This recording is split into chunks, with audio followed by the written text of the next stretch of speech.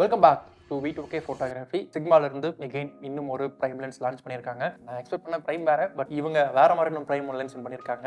500mm f5.6 DGDN OS lens. Okay, so இந்த lens வந்து February 21st launch ஆக போதும். ஸோ லான்ச் அன்னைக்கு தான் இந்த வீடியோ நீங்கள் பார்ப்பீங்க. பட் நமக்கு லென்ஸை கொஞ்சம் ஃபஸ்ட்டே நமக்கு அனுப்பிட்டாங்க. ஸோ இந்த லென்ஸை நமக்கு கொடுத்த ஷீதலா கேமராஸ் அண்ட் மிஸ்டர் சுரேஷ்குமாருக்கு ரொம்பவே தேங்க்யூ. லென்ஸோட ரிலீஸுக்கு முன்னாடியே நம்மளை கொடுத்து நீங்கள் இந்த லென்ஸ் நல்லா யூஸ் பண்ணி பார்த்துட்டு ரிவ்யூ பண்ணுங்கன்னு சொல்லி கேட்டிருக்காங்க. ஸோ அதுக்காக தான் ஃபர்ஸ்ட் நம்ம அன்பாக்சிங் இருந்து ஆரம்பிக்க போகிறோம். So 500mm f5.6 DGDN OS lens.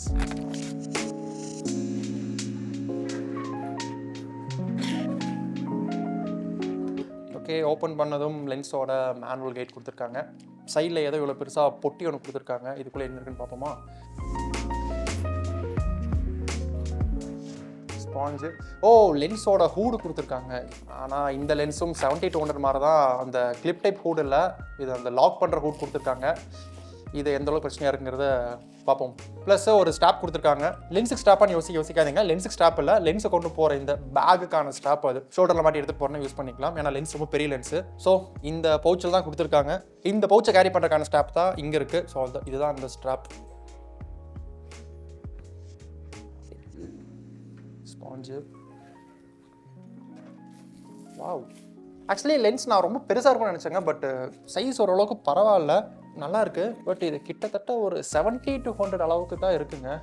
Just இந்த சைஸ் ரொம்ப பெரிய சைஸ்லாம் இல்லைங்க. ஆல்மோஸ்ட் க்ளோஸ் டு 70-100 சைஸில் தான் இருக்குது. வெயிட்டுமே அந்த ரேஞ்சில் தான் இருக்குது. ஸோ சிக்மா சூப்பராக பண்ணியிருக்கீங்க, பிரில்லியன்ட். எனக்கு சீரியஸ்லி சர்ப்ரைஸ். நான் நினச்சேன் சரி 500னா நல்லா பெருசாக இருக்கும், வெயிட்டாக இருக்கும்னு நினச்சேன். பட் பாருங்க, ஆக்சுவலி சிங்கிள் ஹேண்ட்லாம் கொஞ்சம் ஈஸியாக எடுத்துக்க முடியுது. ரொம்ப ஈஸி இல்லை, பட் பரவாயில்ல. ஒரு 500mmக்கு மச் அப்ரிஷியேட்டட். ஓகே, ஸோ லென்ஸோட டயமீட்டர் பார்த்துருவோம். 95mm diameter. ஸோ 95ங்கிறது ரொம்ப பெருசு. ஸோ யூவி ஃபில்டர்ஸ், செட்டி ஃபில்டர்ஸ்லாம் எக்ஸ்பென்சிவாக தான் இருக்கும். பட் பரவாயில்ல, ஏன்னா 500mm லென்ஸுங்கும் போது பெருசாக குறை சொல்ல முடியாது. ஒரே ஒரு ரிங்கு தான், ஃபோக்கஸ் ரிங் மட்டும் தான். செம்ம ஸ்மூத்தாக இருக்குது. ஸோ வழக்கமாக பார்க்குற எல்லா சிக்மா லென்ஸ் மாதிரி தான் ஸ்மூத்தாக இருக்குது.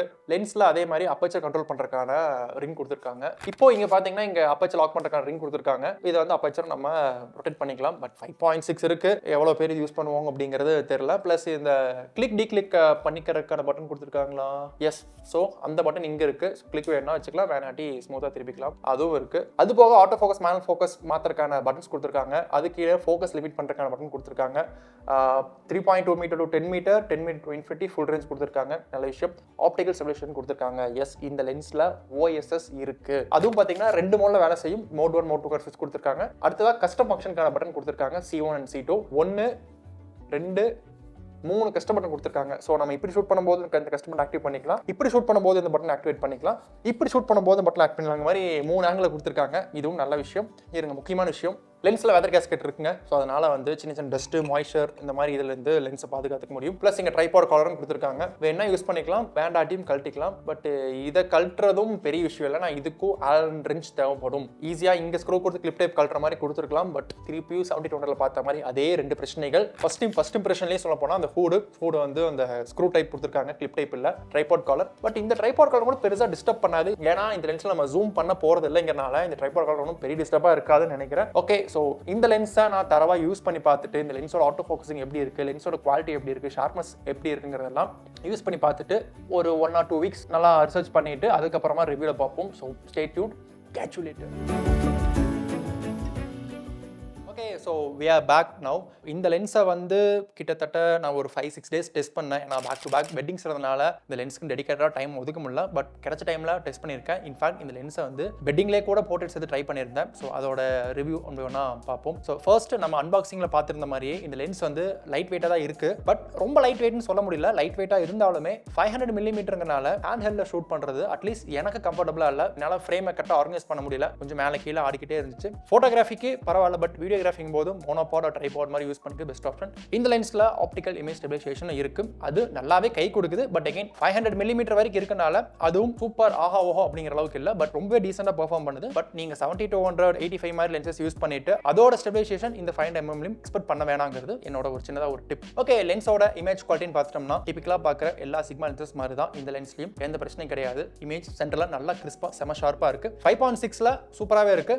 பட் 5.6 கொஞ்சம் நேரமான அப்பச்சர் தான். பட் நீங்கள் நல்ல ஷார்ப்னஸ் வேணா f8 போகலாம். பட் அந்த மாதிரி டைமில் போகிற மாதிரி இருந்தால் நீங்கள் நிறைய லைட் வேணும், டே லைட் சீன்ஸ்க்கு ஓகே, லேண்ட்ஸ்கேப்ஸ்க்கு ஓகே, பட் கொஞ்சம் லோ லைட்லாம் எடுக்கிற மாதிரி இருந்தால் இந்த 5.6 கொஞ்சம் சிரமமாக இருந்துச்சு. இந்த லென்ஸை நான் வெட்டிங்கில் கூட யூஸ் பண்ணி சில ஸ்டேஜ் கேண்டிட்ஸ் எடுத்திருந்தேன். 5.6ங்கிறனால லைட் கொஞ்சம் கம்மியாக தான் இருந்துச்சு. ஸோ அது ஒரு சின்ன ட்ராபேக். மேபி f4ல பண்ணியிருக்கலாம். பட் f4ங்கும் போது இந்த சைஸ் இந்த காம்பாக்ட்னஸ்ல பண்ண முடியாது. ஏன்னா முன்ன சொன்ன மாதிரி தான் ஃபிசிக்ஸ் அந்த அளவுக்கு தான் லிமிடேஷன்ஸ் கொடுக்கும். ஸோ அது ஒரு பெரிய பிரச்சனையாக சொல்ல மாட்டேன். பட் f4 பண்ணியிருந்தா நல்லா இருந்திருக்குங்கிறது என்னோட ஒரு சின்ன விஷ். லென்ஸில் குரோமாட்டிக் அபரேஷன் பார்த்தீங்கன்னா பெருசாக என் கண்ணுக்கு எதுவும் தெரியல. அங்கங்கே லைட்டாக சின்னதாக இருக்குது. பட் அது ஒன்றும் பெரிய பிரச்சனை இல்லை. ஃபிளாரிங் அண்ட் கோஸ்டிங்குமே நல்லாவே பண்ணியிருக்காங்க. சூப்பரான விஷயம். இந்த லென்ஸோட ஆட்டோ ஃபோக்கஸ் பெர்ஃபார்மன்ஸ் பற்றி நான் எதுவும் பேச போகிறதில்ல. இன்ஃபேக்ட் சிக்மா லென்ஸ் பற்றி நான் இனிமேல் பேச வேணாம்னு நினைக்கிறேன் இந்த ஆட்டோ ஃபோக்கஸ் பற்றி. ஏன்னா எல்லா லென்ஸும் ஒரே மாதிரி சூப்பராக பண்ணியிருக்காங்க. இது தனியாக இதுக்குன்னு சொல்லி ஒரு டாபிக் நம்ம ரிசர்ச் பண்ணுற அளவுக்கு எதுவுமே இல்லை. வழக்கமாக இருக்க எல்லா சிக்மா லென்சஸ் மாதிரியே இந்த லென்ஸ்லையும் ஆட்டோ ஃபோக்கஸ் பிரமாதமாக இருக்குது. எந்த பிரச்சனையும் இல்லை. நான் வந்து பேர்ட்ஸ் ட்ரை பண்ணியிருந்தேன். ஸோ பேர்டு ட்ராக்லாம் ட்ரை பண்ணியிருந்தேன். ஆல்மோஸ்ட் எனக்கு 9/10 அந்த ரேஷியோவில் எனக்கு வந்து ஹிட் ரேட் இருந்துச்சு. அதுவே ஒரு நல்ல விஷயம். again இந்த லென்ஸ் ரொம்ப ஃபாஸ்ட் லென்ஸ், ரொம்ப ஃபாஸ்ட் ஆக்ஷன் ஃபோட்டோகிராஃபிக்கு நான் சஜஸ்ட் பண்ண மாட்டேன். பட் ஆனால் 90% ஆஃப் கேசஸ்க்கு வந்து இதுவே ரொம்ப தாராளமாக யூஸ் பண்ணிக்கலாம். நீங்கள் இப்போ தான் ஸ்போர்ட்ஸ் ஃபோட்டோகிராஃபி, இப்போ தான் நீங்கள் வைல்ட் லைஃப் பேர்டிங்குள்ளலாம் நீங்கள் ஸ்டெப் இன் பண்ணுறீங்கன்னா உங்களுக்கு இந்த லென்ஸ் நிச்சயமாக ஒரு சூப்பர் லென்ஸாக இருக்கும். அதில் எந்த வித டவுட்டும் கிடையாது. இந்த லென்ஸில் நான் வெட்டிங்ஸில் போட்டோ எடுத்திருந்தேன். அதுவும் நல்லா இருந்துச்சு, பிரச்சனை இல்லை. நைட் டைமில் வந்து நான் ஒரு ஹாஃப் மூன் ஃபோட்டோ ஷூட் பண்ணியிருந்தேன். இன்ஃபேக்ட் நைட் ரொம்ப டார்க்காக இருந்துச்சு. அந்த மாதிரி டைமில் கூட மூணு இது வந்து ஈஸியாக ஆட்டோ ஃபோக்கஸில் பிடிச்சிருச்சு. ஸோ அதனால ஆட்டோ ஃபோக்கஸ் பொறுத்த வரைக்கும் இந்த லென்ஸில் எந்த பிரச்சனையும் இல்லை. வீடியோகிராஃபியோட ஆட்டோ ஃபோக்கஸ்மே பார்த்தீங்கன்னா நான் வந்து ஒரு வெட்டிங் போயிட்டுன்னு சொல்லியிருந்தாங்களே, அந்த வெட்டிங்கில் ஒருத்தர் ரொம்ப தூரத்துலேருந்து நடந்து வந்துட்டு இருந்தார். அவரை வரவே ட்ராக் பண்ணேன். ஸோ ஆல்மோஸ்ட் ஒரு 3/4 ஒரு டைட் ஷாட் வரைக்கும் ட்ராக் பண்ணியிருந்தேன். அதுலேயும் ட்ராக்கிங்லேயும் எந்த பிரச்சனையும் கிடையாது. அழகாக ஸ்மூத்தாக ட்ராக் பண்ணிட்டே வந்துச்சு. ஹண்டிங்கோ ஜிட்டரிங்கோ இந்த மாதிரி நான் ஃபேஸ் பண்ணல. 500 mm கவரேஜ் உங்களுக்கு வந்து எந்த அளவுக்கு இருக்குன்னு தெரிஞ்சுக்கணும்னு ஆசைப்பட்டீங்கன்னா நான் வந்து வெட்டிங் ஷூட் பண்ணிருக்கும் போது ஃபோனில் சின்னதாக ஒரு கிளிப் எடுத்திருக்கேன். ஸோ இது பார்த்தா உங்களுக்கு தெரியும். ஸோ இது வந்து எந்த அளவுக்கு டைட்டாக இருக்குன்னு பார்த்துங்க. இன்ஃபேக்ட் நான் பீப்பிள் ஷூட் பண்ணுமே பார்த்தீங்கன்னா ஆல்மோஸ்ட் நான் ஒரு 30-40 feet தள்ளி இருந்தால் ஷூட் பண்ணேன் 500 mmனால.